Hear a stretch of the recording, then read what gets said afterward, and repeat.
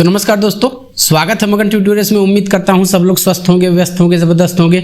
दोस्तों, आप लोगों को पता है कि 4 अक्टूबर को ट्रांसफ़र पिटीशन कह सकते हैं या फिर बंगाल एसएलपी जो है उसकी हियरिंग है।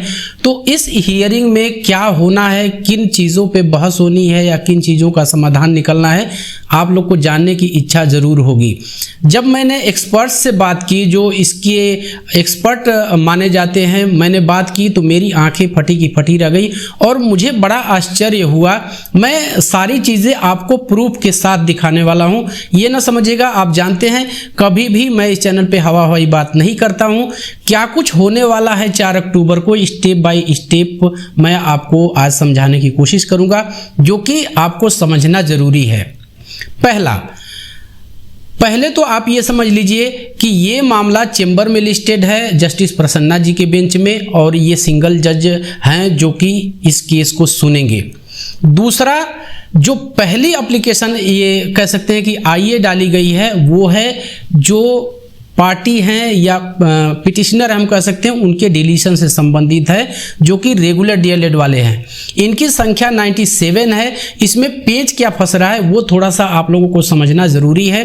पेच ये फंस रहा है कि 97 लोगों को यदि किसी तरह से सूचना भेजी जानी है या ये कह सकते हैं कि कोई नोटिस भेजी जाती है और वो उसको रिसीव नहीं करते हैं, क्योंकि उसमें से बहुत सारे लोग ऐसे हैं जिन्होंने कोई अस्थायी पता दिया हुआ है, उनका रहने का स्थान बदल गया है, कहीं आउट ऑफ स्टेशन हो, ये तमाम सारी चीज़ें हो सकती हैं। चूँकि ये पिटिशनर 97 जो हैं वो रेगुलर डीएलएड के हैं, यानी कि एनआईओएस डीएलएड के ये विरोधी हैं, तो ये जानबूझ के भी ऐसा कर सकते हैं कि नोटिस वो रिसीव न करें।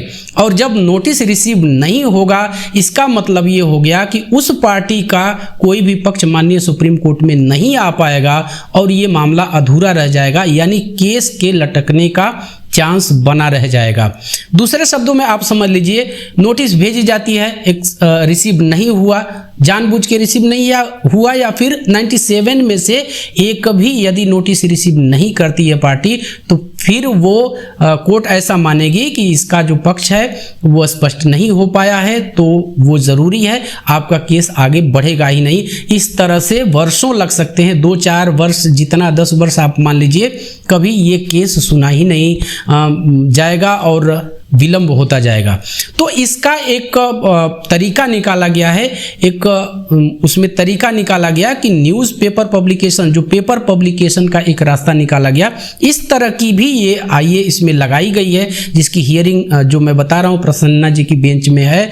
इस तरह की आईए लगाई गई है कि जो भी वहाँ पे एक कह सकते हैं कि पॉपुलर न्यूज़पेपर हैं वेस्ट बंगाल के अंदर, वेस्ट बंगाल आप लोग ध्यान रखिएगा, ये वेस्ट बंगाल की ही सारी क्वेरीज हैं।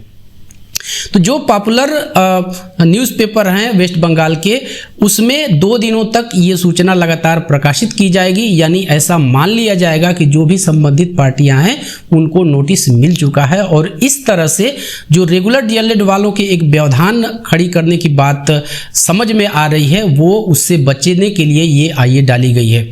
और एक मज़े की बात हम ये कह देते हैं कि जो रेगुलर डीएलएड को डिफेंड कर रहे हैं वो मनदीप कालरा सर ही कर रहे हैं। तो मनदीप कालरा सर के डिफेंड करने का ये मतलब नहीं है कि इससे एनआईओएस डीएलएड का किसी तरह से घाटा होगा। जानते हैं जो तेज तर्रार वकील होता है तो उसको सभी लोग खोजते हैं, तो रेगुलर डीएलएड वालों को भी यही लगा होगा कि कालरा सर बेस्ट रहेंगे, तो उनको उन्होंने पकड़ा है। खैर, यहाँ पे ये मुद्दा नहीं है। पहला ये हो गया कि डिलीशन के लिए, और जो एक सर्विस हम उसको बोलते हैं, जो नोटिस भेजी जाती है पार्टियों को, तो उसके लिए एक ये आईए डाली गई है और उसी से संबंधित ये हियरिंग है। दूसरा, 650 के करीब पिटिशनर नए पिटिशनर हैं। हम कहें कि जब ये एसएलपी आई थी उस समय 300 के करीब थे, लेकिन 650 नए पिटिशनर हैं और उनको विधिवत हम ये कह सकते हैं कि पूरी तरह से अभी वो प्रॉपर तरीके से पिटिशनर माननीय सुप्रीम कोर्ट में नहीं शो हो रहे हैं, और उनको शो करवाने के लिए एक इम्प्लीमेंट एप्लीकेशन आईए डाली गई है, कह सकते हैं। उसको डालने का ये मतलब है कि इनको पूरी तरह से पिटिशनर बनाया जा सके, और वो इसलिए कि यदि भविष्य में कभी जाके सब्जेक्ट टू आउटकम मिलता है तो उनको डायरेक्ट लाभ इसका मिल सके। तो ये 2-3 चीज़ें हैं दोस्तों जो कि आपके काम की हैं, और ये जो मैंने चीज़ें आपको बताई ये वेस्ट बंगाल एसएलपी की तरफ से, जो कौशिक दास जी का केस है उनकी तरफ से इस तरह की आईए डाली गई हैं और उसी की हियरिंग है। अब इसमें ट्रांसफ़र पिटीशन की हियरिंग कहाँ है? लोग चिल्ला चिल्ला के कह रहे हैं, लेकिन मुझे नहीं दिखाई दिया, या जैसे जिस हिसाब से मैंने बात किया एक्सपर्ट लोगों से, उनके भी नज़र में ऐसा कोई भी मैटर नहीं है जो ट्रांसफ़र पिटीशन से संबंधित हो और उसको उस सिंगल बेंच चेंबर में सुना जाना हो। तो किस आधार पे ये कहा जा रहा है कि ट्रांसफ़र पिटीशन की सुनवाई है? खैर, मैंने आपसे कहा था कि मैं पूरी तरह से आपको प्रूफ दिखाऊंगा, मैं हवाई बातें नहीं करता। तो आप देख लीजिए, यहाँ पे मैं आपको दिखाने की कोशिश करता हूँ दोस्तों, ये आप अपने स्क्रीन पे देख सकते हैं। ये है, मैं थोड़ा सा चश्मा चेंज करूँगा, और यहाँ पे जिसको सुना जाना है आप ध्यान से देख लीजिए कि किन मसलों की, किन मामलों की सुनवाई है। मैं इसको मार्कअप करता हूं और आप लोग देख लीजिए। थोड़ा सा यहाँ पे पहले आप देख लीजिए ओनली, आइए देखिए ये वही केस है। मैं थोड़ा सा इसको पहले नीचे करके आपको दिखा दूं। देखिए ये टीपी का है, जो पार्टी है Adarsh Kumar Srivastava and others versus the state of Uttarakhand and Uttar Pradesh and others. तो ये टीपी है, आप लोगों को क्लियर हो गया। इसमें क्या है, इसमें देख लीजिए, यहाँ पे जो मैंने मार्कअप किया है इसको पढ़ लीजिए। ओनली आईए नंबर्स 1789/2024, 214706/2024 एंड 223762/2024। ये 3 आईए हैं in SLPC number 19/139/2024 are to be listed. अब यहाँ पे ध्यान रखिएगा, मल्ली लिखा है, यही 3 आईए हैं, और इन 3 आईए की डिटेल मैं आपको दिखा देता हूँ। जो तीनों आईए हैं वो वेस्ट बंगाल SLP से संबंधित हैं। यहाँ पे देख लीजिए, ये वेस्ट बंगाल वाला जो SLP है वो है Kaushik Das and others versus the state of West Bengal and others.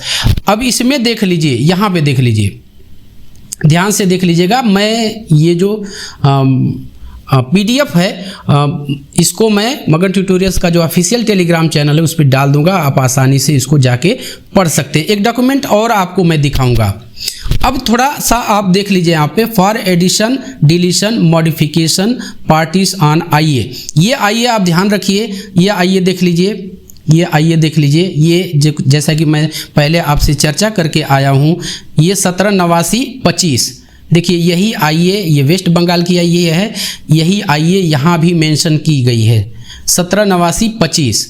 दूसरा इसको भी याद रखिए आप लोग, 214706, ये आईए भी मैं आपको दिखा देता हूँ। ये आईए देखिए, ये वेस्ट बंगाल की है, फॉर सब्सटीट्यूट सर्विस ऑन आईए।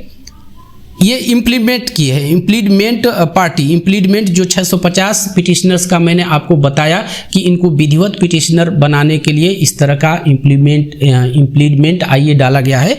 तो वो आईए है 214706, और यही आईए दोस्तों यहाँ भी है, देख लीजिए, ये भी वेस्ट बंगाल से संबंधित है। चूँकि ये जो ट्रांसफ़र पिटिशन है वो SLP से अभी टैग है, इसलिए इसमें दिखा रहा है। ये देख लीजिए, ये है 214706, 214706। आगे चलते हैं,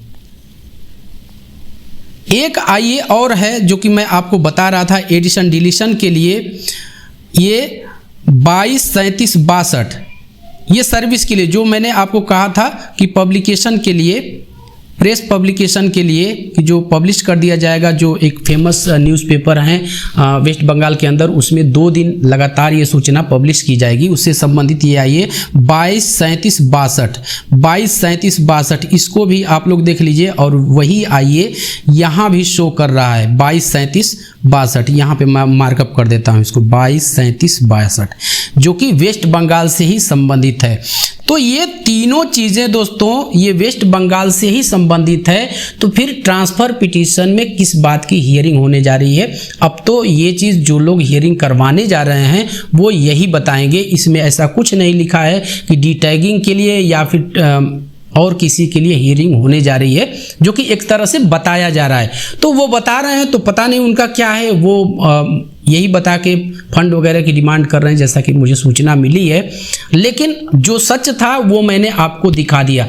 अब यहाँ पे थोड़ा सा आप लोग को समझना ये है कि फिर ये चीज़ें, ऐसी बातें क्यों सामने आ रही हैं कि ट्रांसफ़र पिटीशन की हियरिंग होने जा रही है। ये हियरिंग मैंने पूरी तरह से आपको जो डॉक्यूमेंट है, जो प्रूफ है, वो मैंने दिखा दिया, विधिवत आईए नंबर भी दिखा दिया। यदि जो लोग ऐसे बोल रहे हैं, जो जिम्मेदार लोग हैं, मैं कहूँगा कि जब ये बोल रहे हैं कि ये चीज़ होने वाली है, तो फिर आप उनसे पूछिए कि किस आईए या फिर किस चीज़ का हियरिंग होने जा रहा है, ये थोड़ा सा आप बता दीजिए। फिर आपको वो बताएंगे जिसके आधार पे फंड की डिमांड कर दी जा रही है। दोस्तों, द्वापर में महाभारत हुआ था। कौरव ये समझ ही नहीं पाए कि युद्ध का निर्णय किसके हाथ में है, या एक तरह से कह सकते हैं कि जो ये लड़ाई महाभारत की चल रही है, इसका केंद्र बिंदु कौन है जो पूरे युद्ध के परिणाम को प्रभावित कर सकता है। वो थे श्री कृष्ण भगवान। कौरव इस बात को नहीं समझ पाए और तमाम, जब एक तरह से कहें कि तैयारियां चल रही थी, उन्होंने श्री कृष्ण भगवान को इग्नोर कर दिया। इस कलयुग में भी और इस NIS DLED की लड़ाई में भी एक श्री कृष्ण भगवान हैं।